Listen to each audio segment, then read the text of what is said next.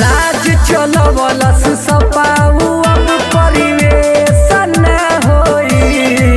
नेता के तनो केहू बनी मगर अखिलेश न होई। नेता के तनो केहू बनी मगर अखिलेश न होई। बुझलू?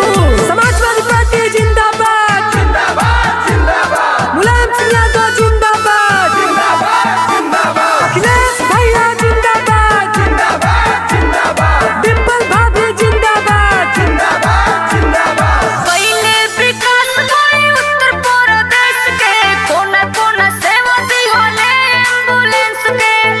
अरे तो भैया के ध्यान ना हो। रहले मुलायम सिंह जनता के नेता, यही से कहल जाला धरती पुत्र बेटा। केहू सरकार चला